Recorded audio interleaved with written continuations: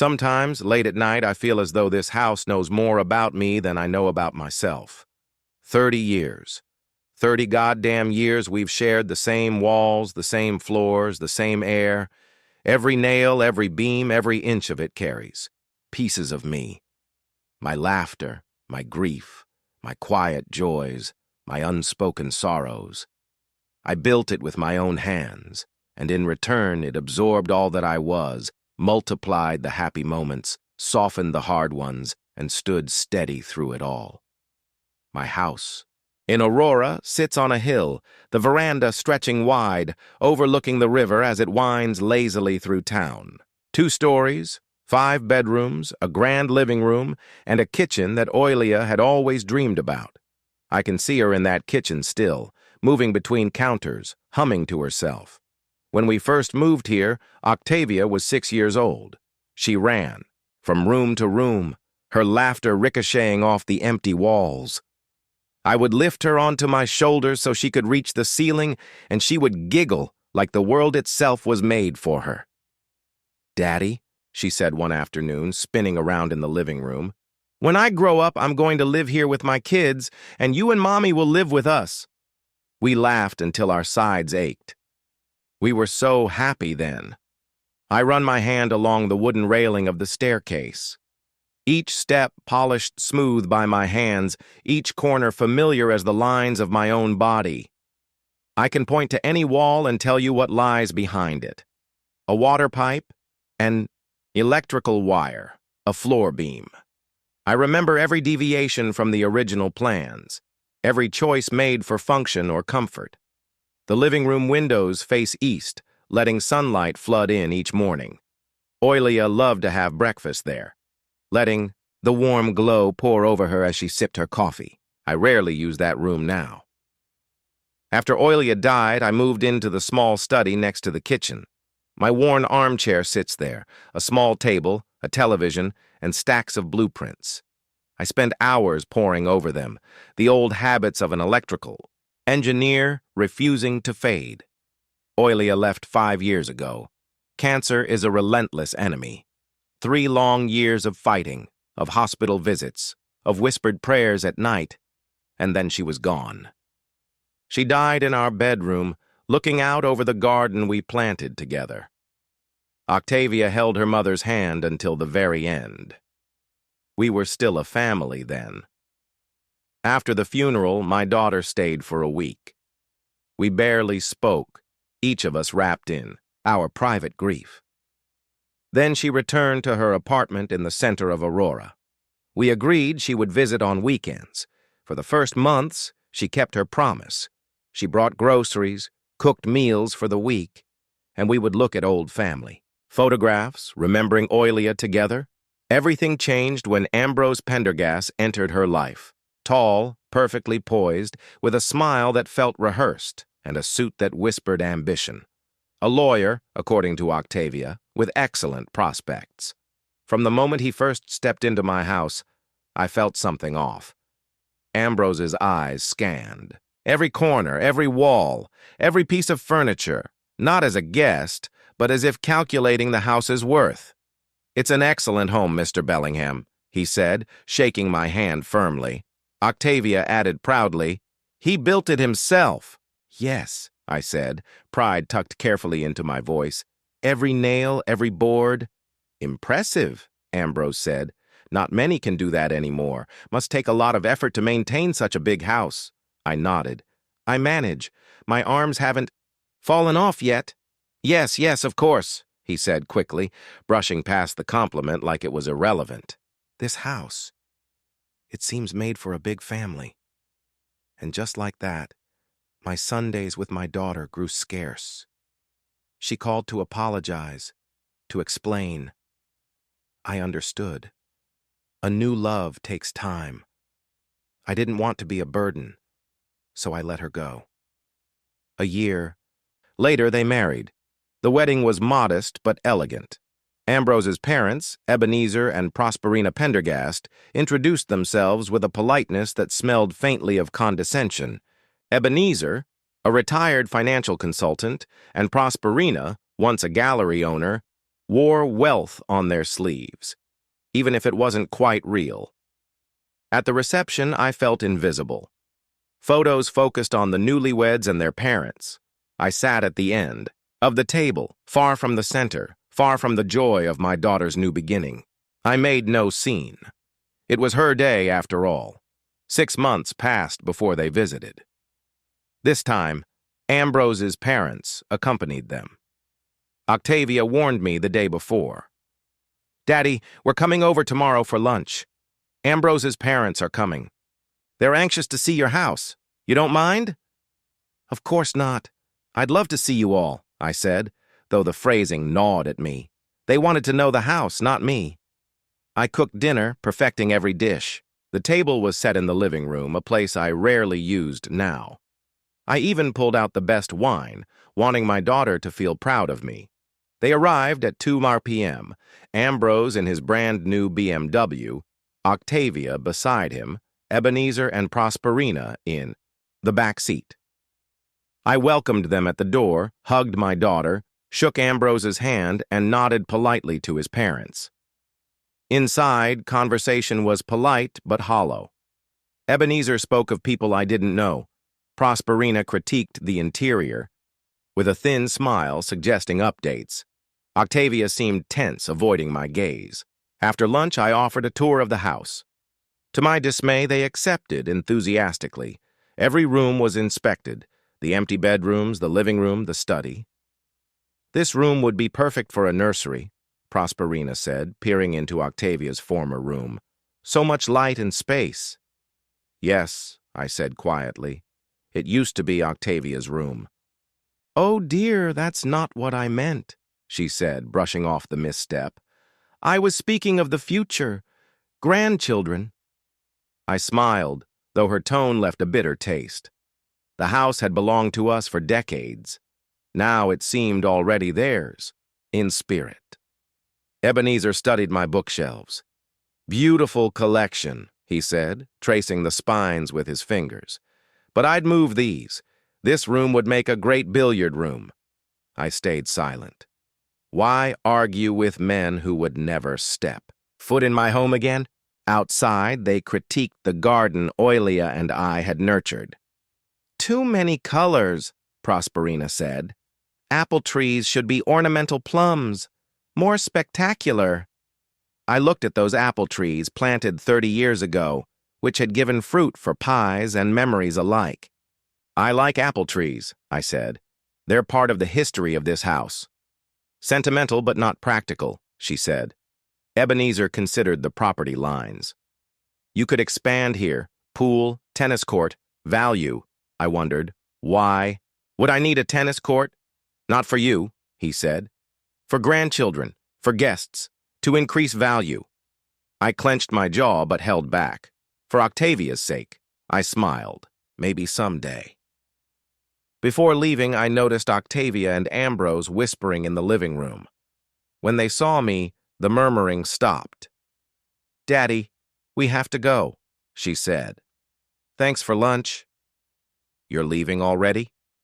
My voice betrayed my disappointment. "Other plans," Ambrose interrupted. "Important meeting." I escorted them to the car. Octavia hugged me tightly. "I'll call you, Daddy." "Of course, darling." Ebenezer shook my hand. "Beautiful house, Mr. Bellingham. It was." And suddenly, for the first time in years, I felt unprotected here. My walls, which had held secrets and memories, now seemed transparent, vulnerable to greedy eyes. Octavia called a week later. The conversation was short, stiff, and polite. She asked about me. I asked about her work. General phrases passed between us. Nothing real. She didn't mention another visit, and I didn't press. After that, the calls became even less frequent. She used to come at least once a month, but now it was 2 or 3 months between visits. Each time she found a new excuse. Work, fatigue, plans with friends. I didn't blame her. A young woman has other things to do than visit her elderly father. But I missed her. I missed her former closeness, missed her laughter in this too big and too empty house. on the rare occasions. When she did come, the Pendergasts were often with her, either Ambrose or the whole family. And each time they studied my house with undisguised interest, discussing possible changes as if they were trying it on for themselves. Their cavalier behavior hurt me, but I didn't want to create conflict. Octavia was changing. There were new turns of phrase in her speech, clearly adopted from Prosperina in her manners, aloofness, and arrogance, not peculiar to my daughter before. She became more critical of me and of the house, noticing dust on the shelves or inadequate appliances. "Daddy, you need to hire an au pair," she said during one visit. "You're not doing a good job for any worm. I'm doing just fine," I countered. "And I don't need strangers in the house." "Stubbornness," she sighed, just like Prosperina used to. Old stubbornness. I was 65 years old. My parents lived to be 85 and 90, respectively. I was barely past the halfway point, and my daughter was already writing me off. One day, my old friend Lloyd Hobbs came to town. We hadn't seen each other in about 10 years since. He'd moved to California. Lloyd was a co-worker of mine when I worked for the electric company and then became a close family friend. He came down for business and stayed with me for a couple days.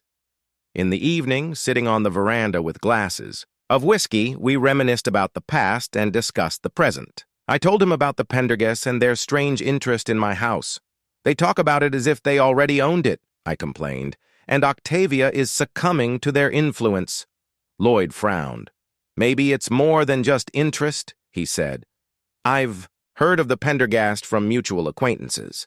They were once very wealthy but have been in financial difficulties for the last few years. Ebenezer lost a considerable sum on bad investments, and their house in the suburbs is mortgaged and re-mortgaged." "How do you know that?" I wondered.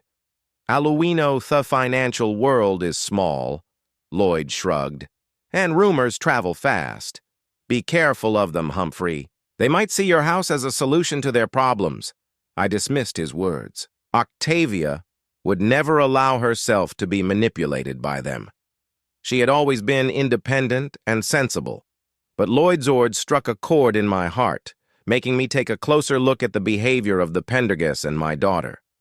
The day after Lloyd left, I met a neighbor, Norris Pratt. We had lived next door for all 30 years, often helping each other with minor repairs or shoveling snow in the winter. "I haven't seen your daughter in a while," he said as we stood at the fence, separating our lots. "She's busy," I replied. "New family work." "I understand," he nodded. "And those who came with her last time, the Pendergasts, right? Slippery types. Why do you say that?" Norris lowered his voice, though there was no one around. "My sister lives in the same neighborhood as them. She says the Pendergasts are in a lot of debt.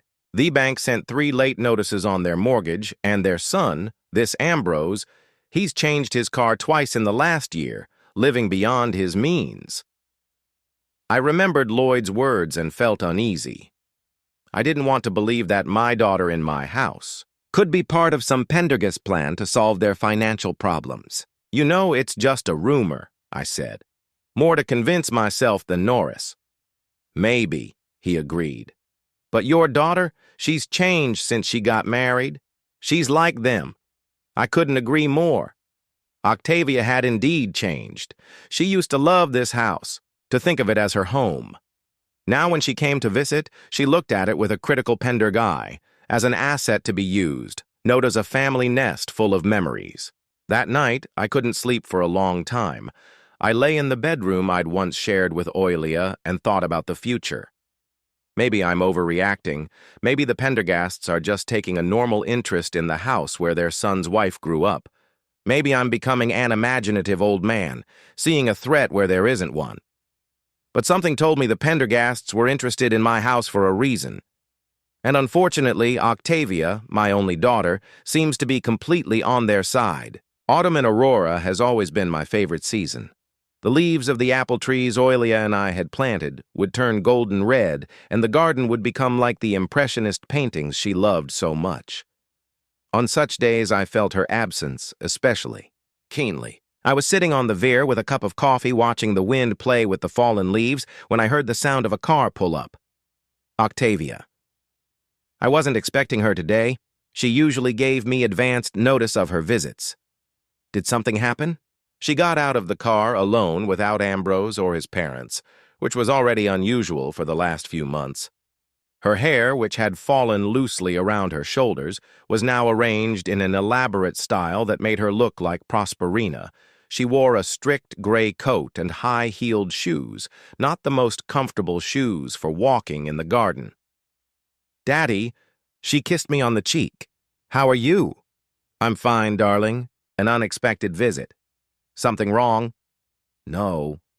"Oh, no. I just thought I'd stop by. Are you alone? Who do you think could be with me?" I grinned. She didn't smile back. "I meant if you had company." "Yen, come in." I was just about to make dinner. We went into the house. Octavia went straight into the living room looking around as if she were here for the first time, or rather assessing what had changed since her last visit. "Papa, don't you think this house is too big for one person?" And here was the reason for the surprise visit. I felt an unpleasant chill. The conversation I'd been subconsciously waiting for and dreading had begun. "No, I don't think so," I replied calmly. "I'm comfortable here. But 5 bedrooms, a large living room and office, and all this for one person.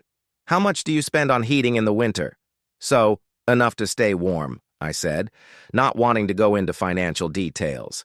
"See, Ambrose and I were talking the other day. There are excellent condominiums for the elderly with 24-hour medical supervision. I'm 65, Octavia. I don't need nursing care. Not now, but eventually." She hesitated when she saw the look on my face. "Okay, let's not talk about that now.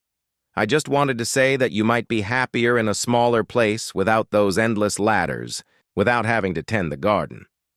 "I like stairs," I objected. "They keep me in shape. And I like the garden. It's my mom's in my garden." Octavia flinched slightly at the mention of Oilia. We used to talk about her a lot, but now her daughter avoided the subject. "Of course, Papa, I'm just worried about you. Don't be. I'm doing just fine." She was visibly upset at my stubbornness. I guess she was hoping for an easier conversation. "Let's go to the kitchen," I suggested to change the subject. "I'll make us some lunch." In the kitchen, I started chopping vegetables for the salad. Octavia sat at the table watching me. "Ambrose's parents talk about your house a lot," she said casually. "They say it's gorgeous." "I'm glad they like it," I said dryly.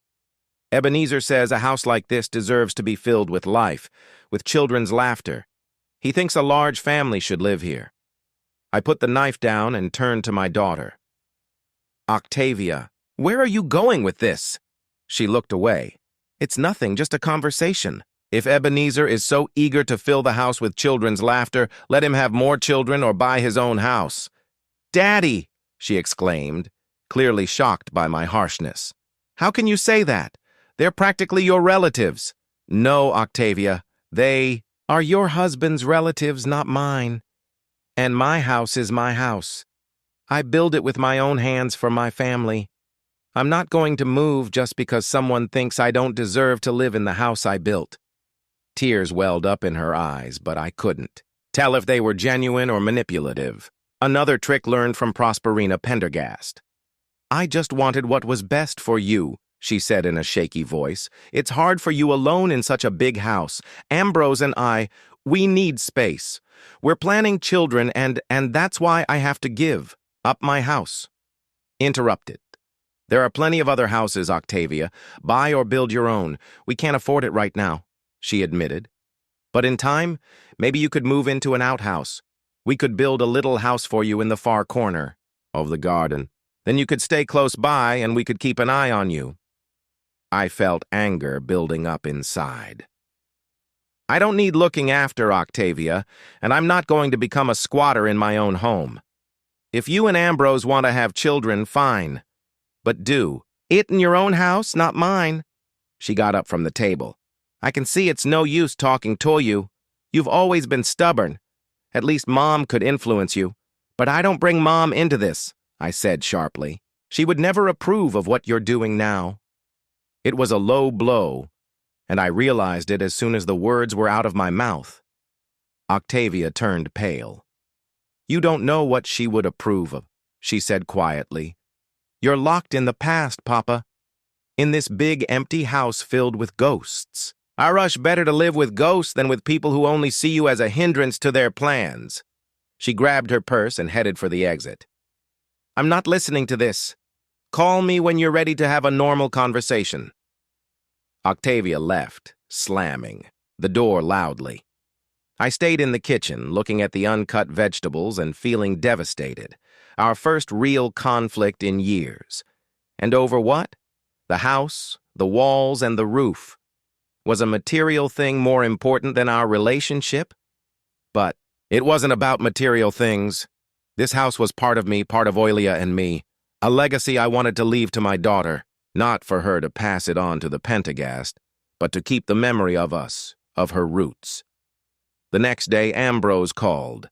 His voice was unusually soft, which alarmed me. Humphrey, I wanted to apologize for last night, he said. Octavia came back very upset. We didn't mean to offend you. Don't worry, Ambrose. Fathers and daughters sometimes have disagreements. Absolutely. Look, my parents and I would like to come over this weekend. We'd like to discuss things calmly without emotion. Maybe we can find a solution that works for everyone. I doubted there was such a solution, but I didn't refuse to talk to you. All right, I'll see you. Saturday afternoon. Great, chuckles. And Humphrey, we really appreciate your house. It's a work of art. After that call, I felt a vague unease. Something didn't add up. If the Pendergasts valued my house so highly as a work of art, why was Prosperina planning to cut down the apple trees and remodel the interior? No, it wasn't the value of the house per se, but its value in the real estate market. I remembered what Lloyd and Norris had said about the Pendergast financial problems. Maybe that was the reason for their persistent interest in my house. Did they see it as a solution to their problems? And Octavia, was she just a puppet in their hands? I decided to test that theory. On Friday, the day before the Pendergast visit, I went to the center of Aurora. Ambrose's office was in a modern glass and concrete building, a solid law firm, Harrington and Associates. I hadn't planned to go inside. I just wanted to make sure that Ambrose really worked there, that his excellent prospects weren't fiction. I took up a position in the cafe across from the office and watched. At about 3:00 in the afternoon, Ambrose came out of the building. He was not alone. An elderly man in an expensive suit, probably one of the firm's partners, was walking beside him. They were talking, and judging from their body language, the conversation was tense. The man was saying something to Ambrose, and Ambrose was making excuses with his hands. Then they shook hands, and Ambrose hurried away. Intrigued, I decided to follow him. He walked a few blocks and entered the bank building. He came out half an hour later with an even more somber expression than before. That evening, I met an old acquaintance of mine, Malcolm Griersonen, who worked in banking. We hadn't spoken to each other for several years, but we had once been quite close. Malcolm, this is Humphrey Bellingham. Remember me? Humphrey? Of course, I do. How are you, old boy? We exchanged pleasantries. I told him of Oilia's death. He offered his condolences. Then I got down to business. What? Malcolm, are you still working at First National? Yes, although I'm thinking of retiring. What can I do for you? I need information on the Pendergast family, Ebenezer and Prosperina, their son Ambrose. Nothing illegal. Just want to know how financially stable they are. The Pendergasts? He thought about it. The name sounds familiar. Give me a couple of days. I'll make inquiries. Thanks, Malcolm. I owe you one. On Saturday, us arranged, the Pendergasts. Arrived in time for lunch. Octavia looked tense but determined. Ambrose was emphatically polite, and his parents radiated fake friendliness. We sat down at the table, and I served the roast. Oilia's favorite dish. The conversation was uneventful. Everyone avoided sharp topics, discussing the weather and the latest city news. After dessert, Ebenezer coughed. "Humphrey, we'd like to get back to talking about your house." "I'm listening," I said, trying to keep my tone neutral. "You see, Prosperina and I have long dreamed of a house in this neighborhood. It has beautiful views, good infrastructure, and your house, it's just gorgeous. The quality of construction, the lot. What are you getting at?" "Ebenezer, we'd like to offer you a deal." Prosperina intervened. "You sell us the house, and we'll help you find something more suited to your present needs. And if my current needs include living in a house I built with my own hands," was I asked. "Daddy," Octavia said, "this house is too big for you. You can't take care of it properly. Remember last winter when the roof leaked? And last month you complained about heating problems?" "Minor problems that I fix myself," I countered. "I'm an engineer, remember? A former engineer," Prosperina corrected me gently. "And as the years go by, it gets harder and harder to deal with these things." I glanced at Ambrose, who was still silent. "What do you say, Ambrose?" "Why my house? There are plenty of other houses for sale in Aurora." He fidgeted in his chair. "You see, Humphrey, it's a family matter. Octavia grew up here, and she has many memories associated with this house. We'd like our future children to have the opportunity to live in their grandfather's house," I interrupted. "But grandfather wants to live in his house, too. It's an amazing coincidence, isn't it?" "We're not suggesting you go nowhere," Ebenezer said. "We could buy you an apartment downtown. Or, as Octavia said, build a little house on the edge of the lot. That's a generous offer," I grinned. "Move me out of my own house and into an annex." "Dad, you're making this so complicated," Octavia sighed. "We want what's best." "For whom, dear? For me or for your husband's family?" At that moment, my phone rang. It was Malcolm. I apologized and went out into the hallway. "Humphrey, I have the information you asked for," he said without preamble. "The Pendergasts are up to their eyeballs in debt. Their house is mortgaged at 3 banks, and they have credit card debt. Ebenezer lost most of his savings on bad investments, and young Pendergast, he's on the verge of quitting the firm. Lost a big case. Clients filed a complaint." "Thank you, Malcolm," I said. "That explains a lot." I returned to the dining room with a new understanding of the situation. Everything fell into place now. The persistent interest in my house, the attempts to convince me that I couldn't afford it, Ambrose's strange behavior. They saw my house as a way to solve their financial problems. "So," I said, sitting down at the table, "let me get this straight. You don't want my house because you value its architecture or care about me. You want a valuable asset that you can use to solve your financial problems. Am I right, Ebenezer?" He went pale. "I don't know what you're talking about. I don't know what you're talking about. What about the 3 mortgages on your current home? Or the failed investment that robbed you of most of your savings?" Prosperina made a strange sound. Something between a sigh and a groan. "Who told you that?" Ebenezer asked sharply. "It doesn't matter. What matters is that you are trying to manipulate my daughter and me to get my house." Octavia shifted a confused look from me to the Pendas. "Is it true?" she asked Ambrose. "Are you in debt?" "Temporary difficulties," he said through gritted teeth. "Nothing serious." "Then why didn't you tell me?" There was resentment in her voice. "We're family." "Because it's none of your business," he snapped at her, but then he realized it was none of your business. "I'm sorry, darling. I didn't mean to bother you. Everything's under control. Shaunam, under control?" I couldn't contain my sarcasm. "So under control that you're trying to evict an elderly man from his own home. We just offered a mutually beneficial deal," Prosperina said coldly. "Nothing illegal, maybe." But something tells me that if I agreed to sell you the house, you would quickly forget your promise to provide me with a new home. Ebenezer got up from the table. I don't have to listen to these insults. Let's go, Prosperina. They headed for the exit. Ambrose took Octavia's hand, but she pulled away. I want to speak to my father, she said. Alone. I was sure that by now my daughter and I would be on the same page.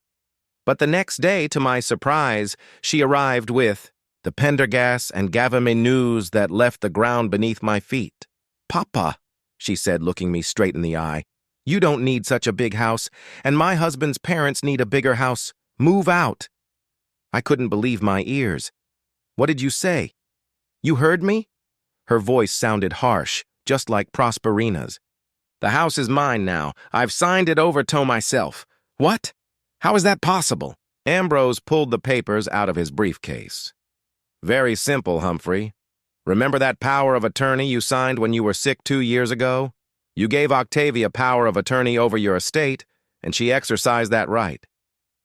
I stared at them, unable to believe what was happening. The power of attorney. Sure, I signed it when I was in the hospital with pneumonia, but it was temporary, just for the duration of my illness, wasn't it? Show it to me, I demanded. Ambrose handed me the papers. I scrutinized them, looking for error, forgery, anything. But everything was legitimate. There was no expiration date on the power of attorney, so legally it was still valid. That's impossible, I mumbled. I've never given an open-ended power of attorney. But you signed the document? Ambrose smiled. And now the house belongs to Octavia, and she's been kind enough to let me and my parents live here. What will happen to me? I asked, looking at my daughter. She looked away.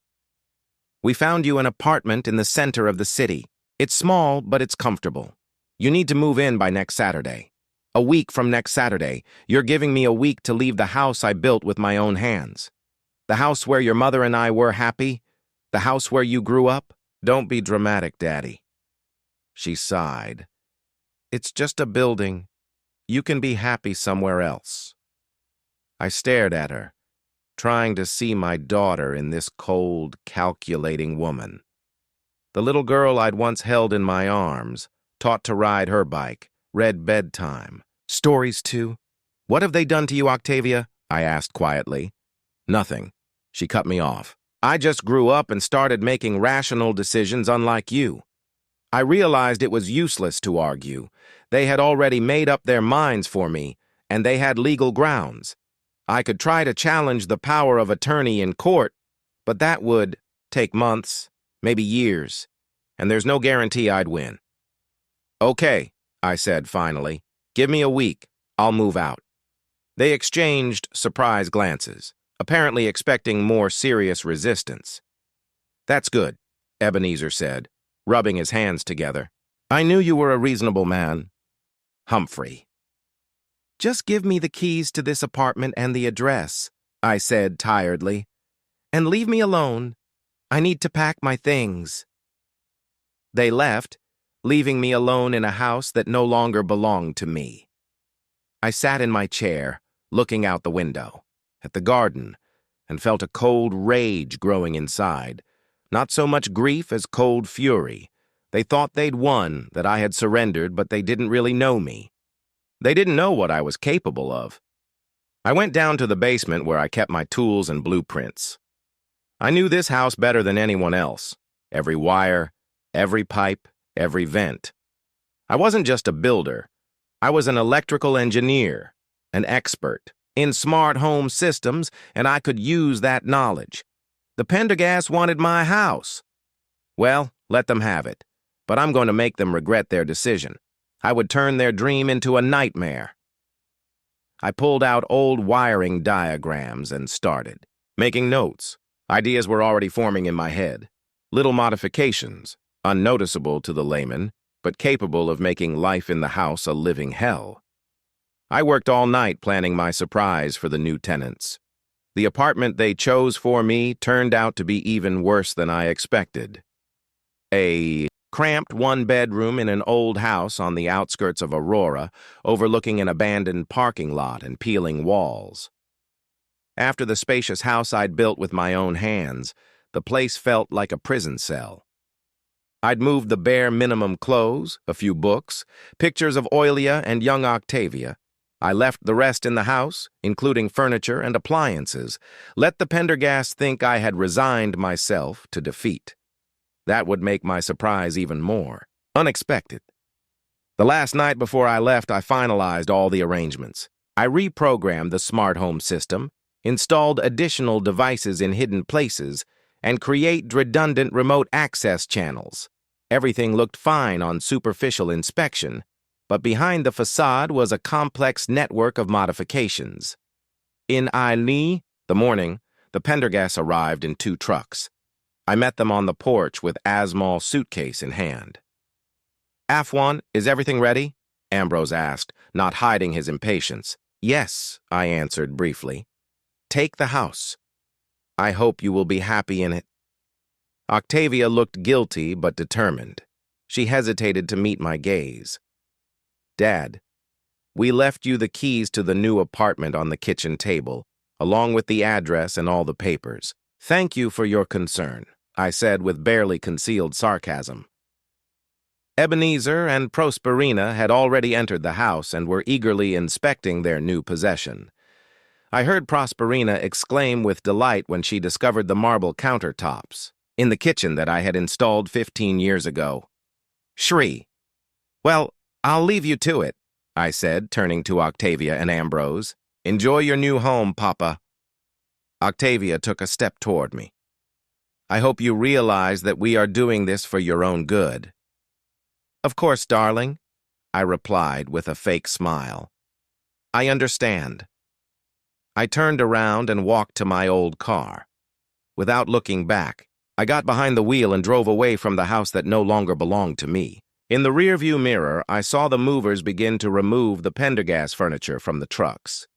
My new dwelling was even more dismal than it had appeared upon first inspection. A cramped room, a tiny kitchen, a bathroom I could barely turn around in. The ceiling was so low that my head was almost touching it. All I could see out the window was the brick firewall of the neighboring building. I unpacked, arranged the books on the only shelf, hung the pictures on the wall. Then I pulled a small laptop out of my suitcase, the only valuable thing I brought with me. It had software installed on it that allowed me to remotely control the systems of my house. I turned on the computer and started the program. The screen showed images from the cameras I had secretly installed in various parts of the house. I could see the Pendergasts fussing about arranging their furniture, Prosperina commanding the movers, Ebenezer looking around each room with an important look. Octavia and Ambrose were in the former children's room, apparently discussing future renovations. I turned up the sound. "This is going to be a great nursery," Octavia said. "So much light, so much space."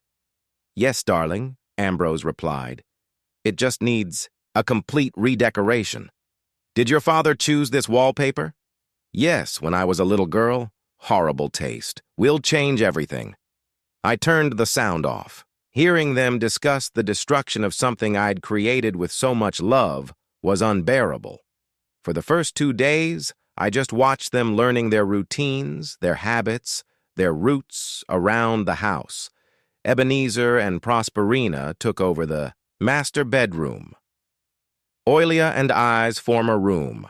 Octavia and Ambrose took the former guest room.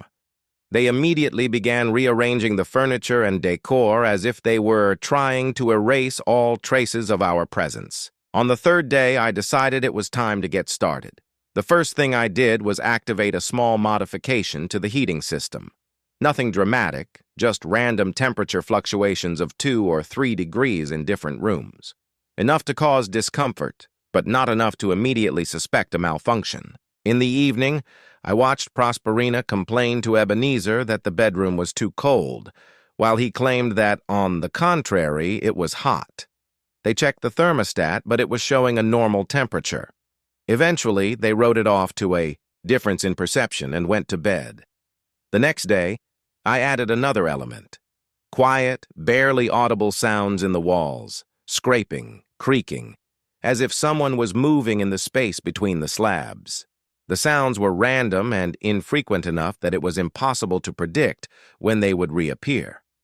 In the evening, Ebenezer went down into the basement with a flashlight, trying to find the source of the noise. I saw him inspecting the walls, checking the pipes, pounding on the ceilings. Of course, he found nothing. The sounds were generated by miniature devices embedded in the walls in different parts of the house. "Must be mice," he said to Prosperina when he returned. "I'll call the exterminator tomorrow." "Mice in this house?" She was indignant. "Humphrey run the place into the ground." I grinned. There were never any mice in the house. I kept a careful eye on it, but let them think what they want. The exterminator came the next day, inspected the house, and found no sign of rodents.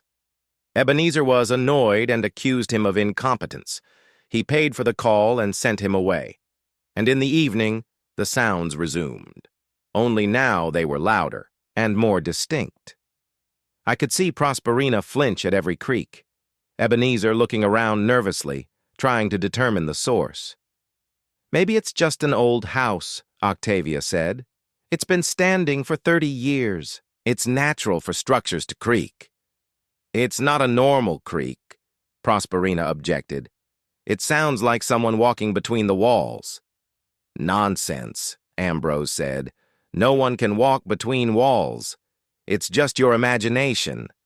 But I could see that he did not believe his own words. Every time there was a creak, he flinched and looked around.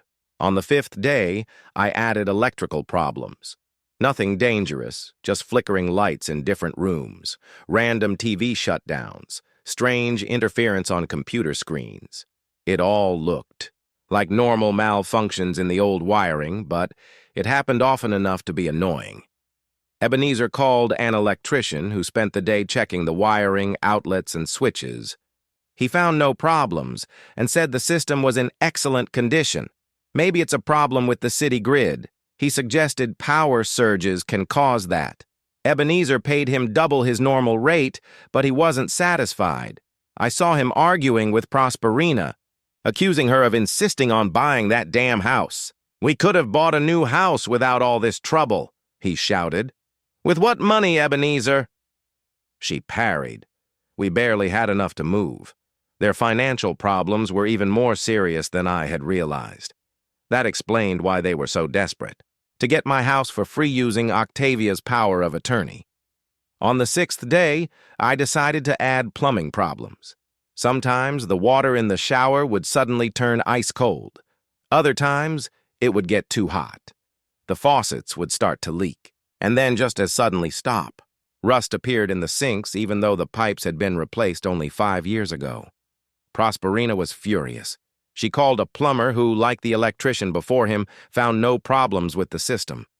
"Shinam, all the pipes are new. Quality pipes," he said. "I don't see what the problem could be, but the water is ice cold or boiling." Prosperina was indignant. "This is not normal." "Maybe there's a problem with the boiler," suggested the plumber. "I can check it, but it will cost extra." They agreed to check the boiler, but there was no problem there either.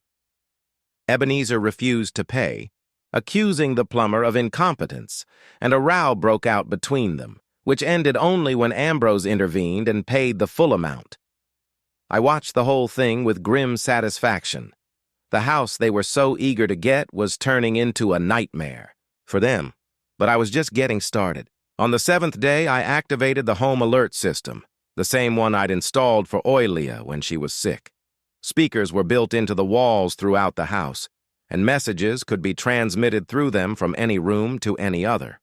At night, when everyone was asleep, it turned the system up to minimum volume and began broadcasting a low whisper. Nothing specific, just an unintelligible whisper like someone talking behind a wall. Quiet enough to think it was just imagination, but distinct enough to wake her up. Prosperina was the first to wake up. I saw on the monitor as she sat up, in bed listening. Then she woke Ebenezer. "Do you hear that?" she asked in a whisper. "Shima, what?" He mumbled sleepily. "Someone is talking in the house." Ebenezer listened. "I hear nothing," he said. but there was uncertainty in his voice. There it is again. Prosperina clutched at his arm. Someone is whispering. I increased the volume by half a division. The whispering was a little clearer now, but I still couldn't make out the words.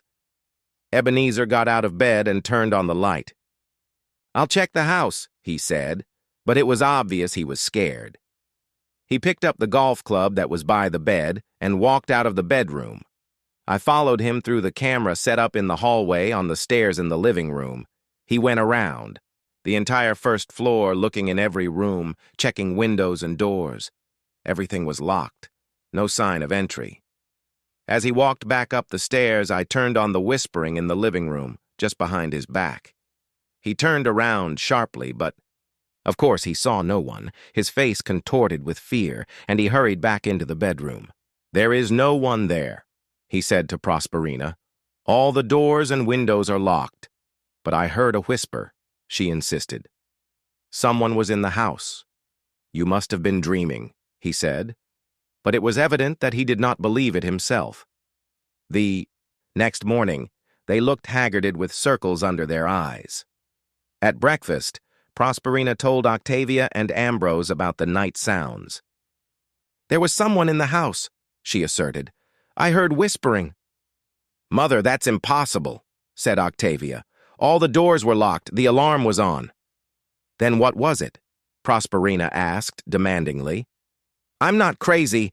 I definitely heard a whisper.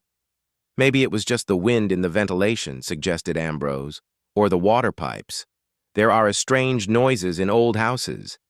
The house isn't old, Octavia objected. Papa built it only 30 years ago, and he's always made sure it's in good condition. Everyone fell silent at the mention of me. I saw Octavia lower her eyes, clearly feeling guilty. At that moment, I decided to increase the effect. He turned on all the lights in the living room at the same time, then turned them off a second later. Then I turned on the television at full volume, and then just as suddenly turned it off.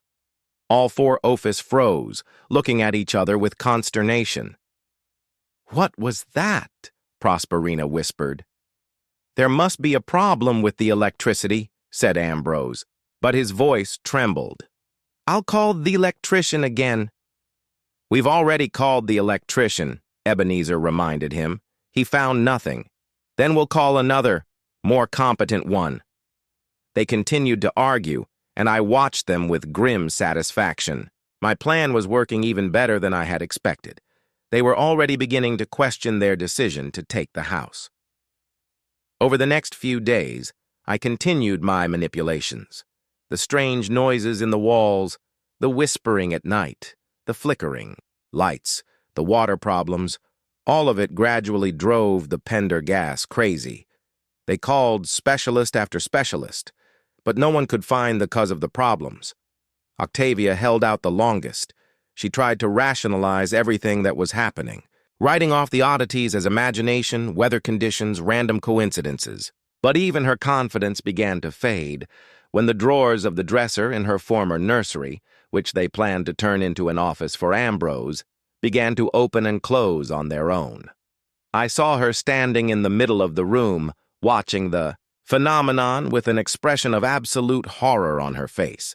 Then Sharon out of the room and slammed the door shut. That evening of the same day, she tried to call me. I could see on the monitor as she sat in the living room with the phone in her hands, dialing my number over and over again. I didn't answer. Let her suffer the unknown like I had suffered when she betrayed me. After the 10th attempt, she left a voicemail. Dad, it's me, Octavia. Please call me back. I need to talk to you. It's about the house.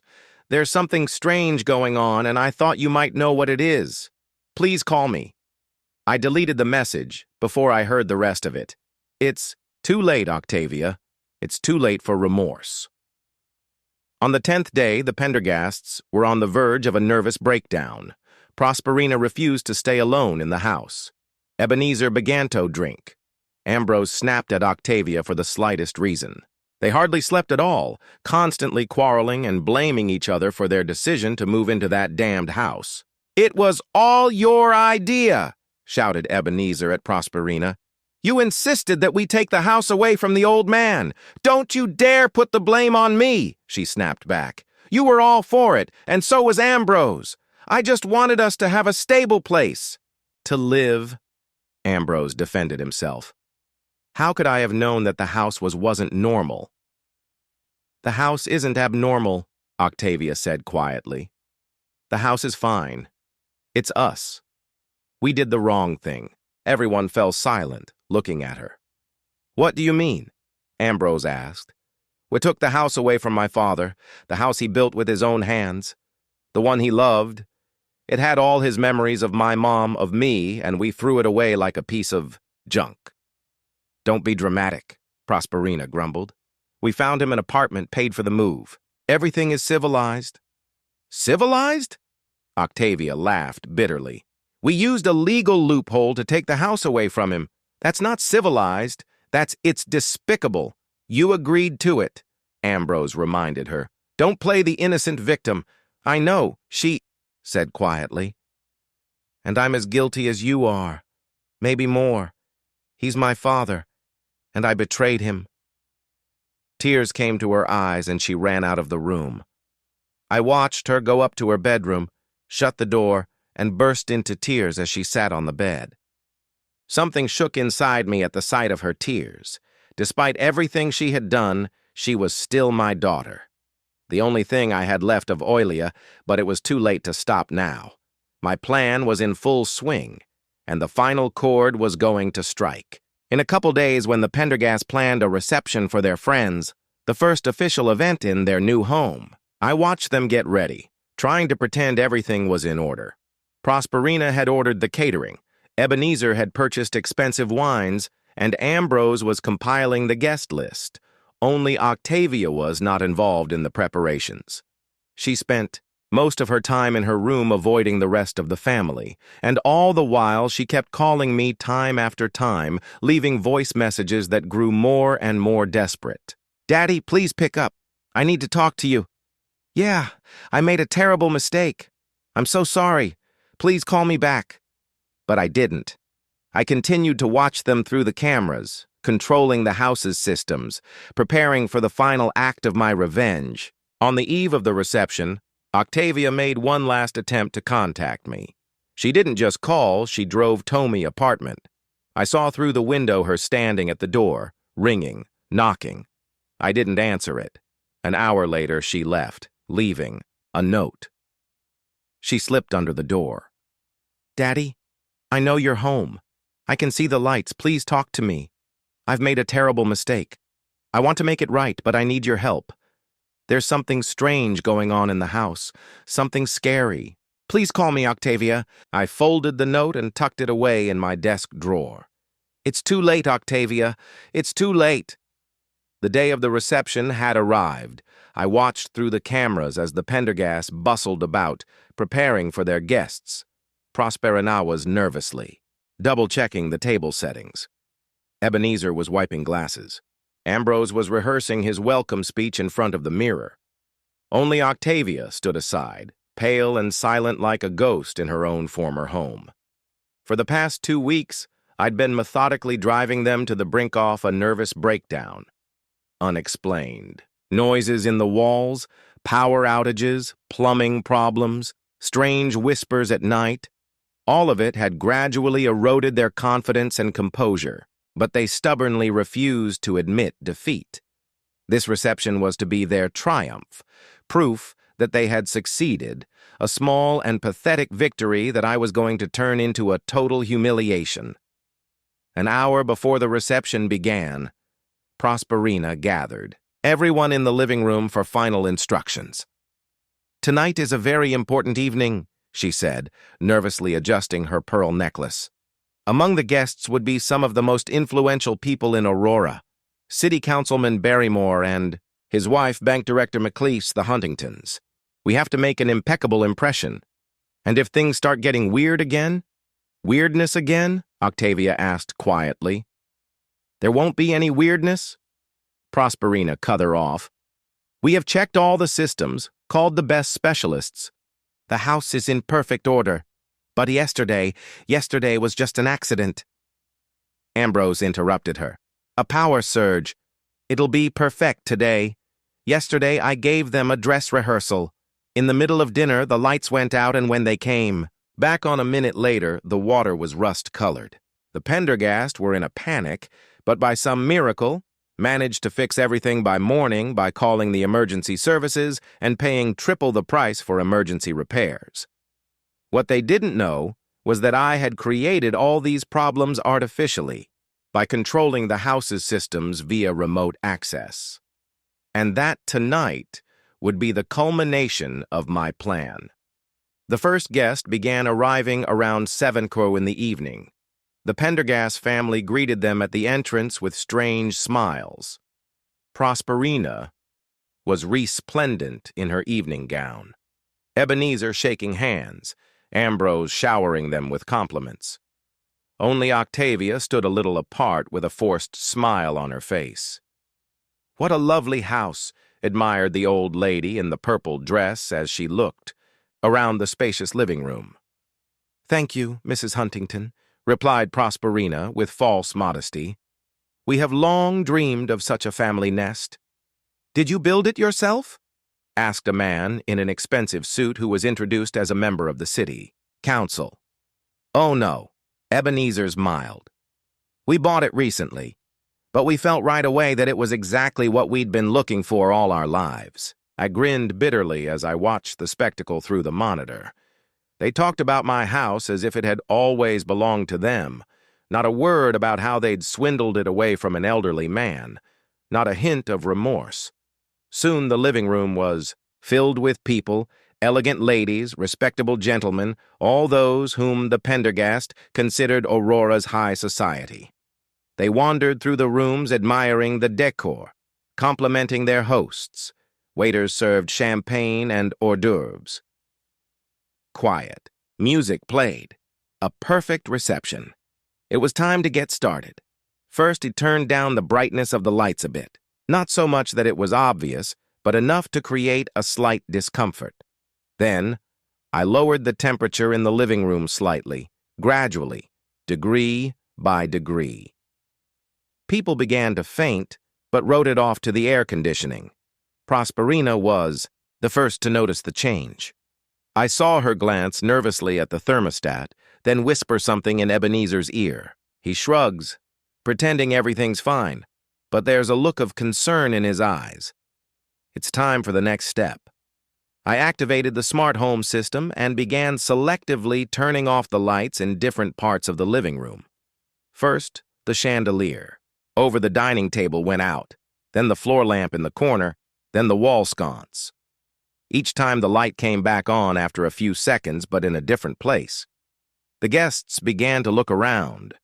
Some laughed nervously, others frowned. Prosperina, with a frozen smile, tried to explain it away with some minor wiring problems that we'll fix soon. "Strange problems," remarked a man who was introduced as a banker. "I've never seen anything like it." "Oh, it's just an old house."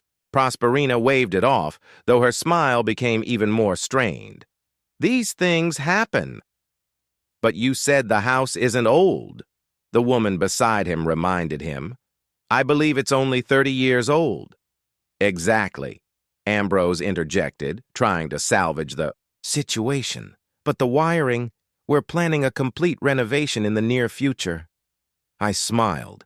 It was time to move on to the next stage.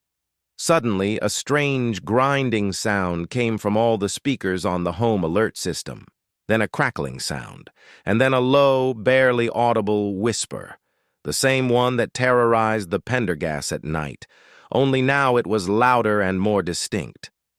The guest froze. Prosperina turned pale.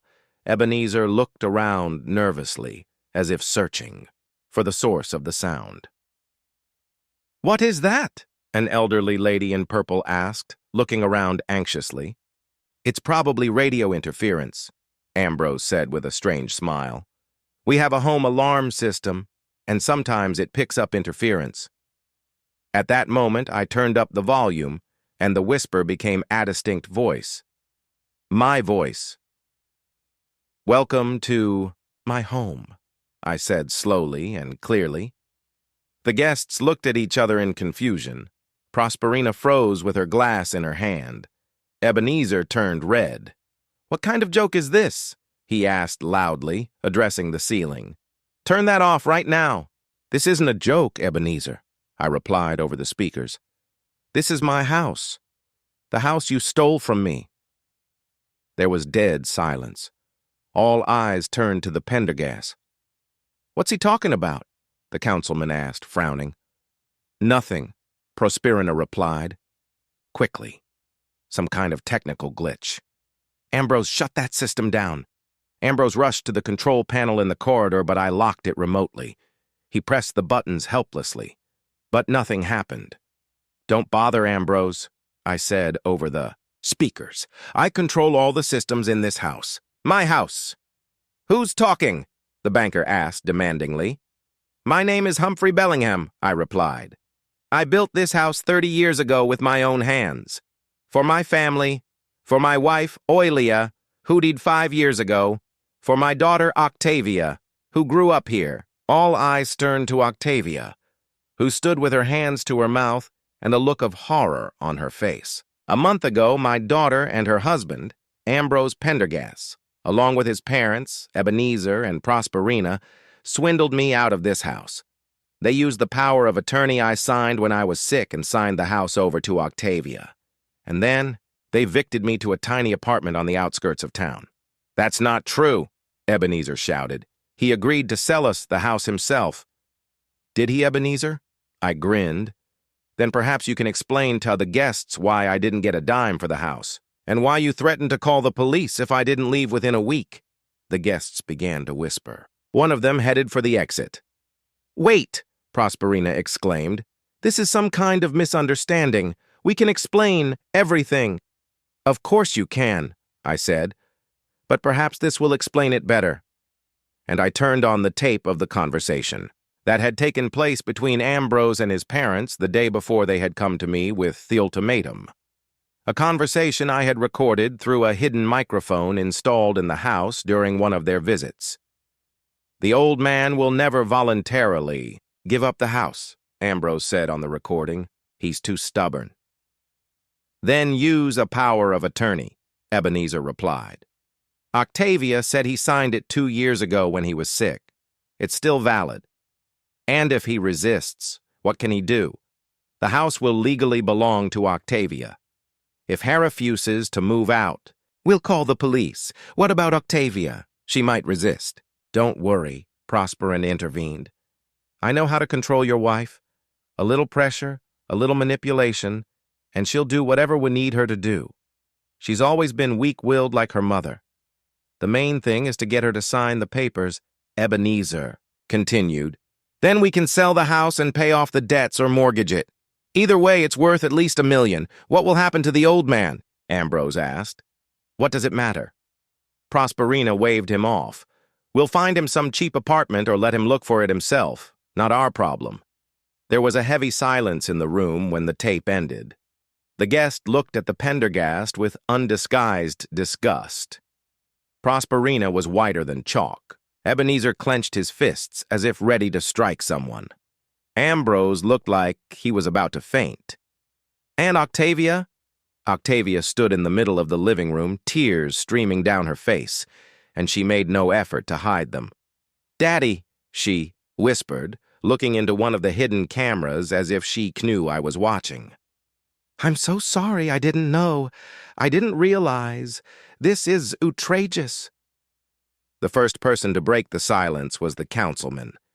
"You swindled an elderly man out of his home, your wife's father. It's not that simple." Ebenezer began to justify himself. There were certain circumstances. "What circumstances justify stealing?" asked the old lady in purple. "I knew your mother, Prosperina. She would die of shame if she knew what you had done." "We're leaving," said the banker, taking his wife under his arm. "And I'm sure everyone else will too. Edo not wish to be in a house obtained by such methods." The guests began to disperse despite the Pendergast attempts to hold them back. Soon, only 4 remained in the parlor: Ebenezer, Prosperina, Ambrose, and Octavia. "It's your fault," Ebenezer shouted at Octavia. "You were supposed to make sure your father didn't have access to the house." "My fault?" Octavia threw her head up. "You manipulated me. You forced me to betray my own father." "No one forced you," Prosperina said coldly. "You signed the documents yourself. You agreed to use the power of attorney yourself. Because you convinced me it was for his own good, that he'd be better off in the apartment, that the house was too big for him, that he couldn't cope, and the truth is, you just wanted to solve your financial problems at his expense." "Shut up," said Ambrose, swinging at her, but the blow didn't come. At that moment, I activated all the systems in the house at once. The lights started flashing at a frantic rate. The speakers blared. All the faucets opened, flooding the bathrooms and kitchen with water. Alarms howled.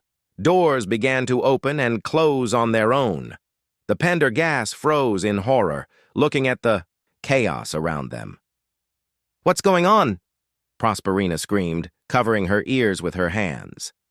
"This is home," Octavia shouted back. "The house is protesting against us, against what we have done. At this point, I decided to show up in person." Ishat. Down all systems as suddenly as I had turned them on. There was absolute silence. And then the doorbell rang. The Pendergasts looked around. No one moved. The bell rang again. "Akarut." "I'll get it," Octavia said at last, heading for the door. There I was in my best suit with a small suitcase in my hand. "Daddy," Octavia breathed out, taking a step back. I walked into the house, looked around the living room where the Pendergasts were frozen, and smiled. "Good evening," I said quietly. "Looks like you missed the reception. What a pity." "You, Ebenezer," hissed. "You're the one who made this hell, yay?" I feigned surprise. "I just came to visit my former home to see how you're settling in." "Don't pretend," Prosperina exclaimed. "We know it was you who controlled the systems of the house. You set this whole thing up on purpose to humiliate us in front of our guests." "That's an interesting theory," I smiled. "But can you prove it?" They were silent, looking at me with hatred. "I think you should know," I continued, "that I'm leaving Aurora. Found a lovely house in a small town on the coast. Quiet, peaceful place. Perfect for an old man like me." "Leaving?" Octavia asked. "For good?" "Yes, dear. There's nothing to keep me here anymore. I saw the pain in Hirius, but I didn't let it soften." "Papa." She took a step toward me. "I'm so sorry to you. I didn't realize what I was doing. They convinced me it was best for everyone. I was blind, stupid. Forgive me, please. It's too late." "Octavia," I replied. "Some things cannot be forgiven." "What do you want?" Ambrose asked sharply. "Money. The house back." I laughed. "No, Ambrose. I don't want the money or the house. It's yours. Enjoy it if you can." "What's that supposed to mean?" Ebenezer frowned. "You see, I put my hand around the living room. This house, it's special. I put a piece of my soul into it when I built it. Every nail, every board, every wire, everything bears the imprint of my hands, my energy, and the house remembers. It remembers who its true owner is." "Nonsense." Prosperina snorted, but there was fear in her eyes. "Maybe," I shrugged. "But explain why the house seems to be protesting against you." "Protesting against you? Why did all these strange phenomena start right after I left? Why do they get worse every day?" They were silent, unable to find an answer. "I'm leaving," I said, heading for the door. "Enjoy your new home. If you can live in it, of course." "Wait," Octavia exclaimed, grabbing my arm. "Daddy, don't go like that. We can fix this. I'll reorganize the house back to you. We'll find another place to live." I looked at her for a long moment. "It's too late, Octavia. You've made your choice. Now live with him." I left the house without looking back. I got into my car and drove away, leaving the Pendergast standing on the doorstep with a look of horror on their faces. I did leave Aurora the next day, found a small house in a seaside town 100 kilometers away, a quiet, peaceful place where no one knew me. But before I left, I set all the systems in the house to automatic. Strange noises, power outages, plumbing problems, all of it would continue. Not all the time, but randomly, so you can't predict when the next outage will occur. I also left a note in the secret place where I kept my tools. A note explaining how to shut down all these systems, how to get the house functioning again. But I doubted the Pendergast would ever find that note. They're too self-righteous, too self-absorbed to look in the right places for answers. As for Octavia, perhaps someday she'll realize that real values aren't inexpensive houses or the approval of people like the Pendergasts.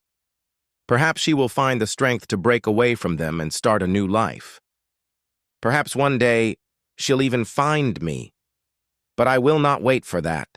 I'm starting a new chapter of my life without the house I built with my own hands, without the daughter who betrayed me, without a past that hurts too much, and the Pendergasts. Let them live in a house that will never be theirs, a house that will forever remind them of their meanness and betrayal, a house that will never accept them as their masters. This is my true revenge, not the flashing lights or the strange noises. It's their realization that they'll never be truly happy in a stolen house, that every creak in the floorboards, every rustle in the walls will remind them of the person they took the most precious thing from, and that revenge would last forever.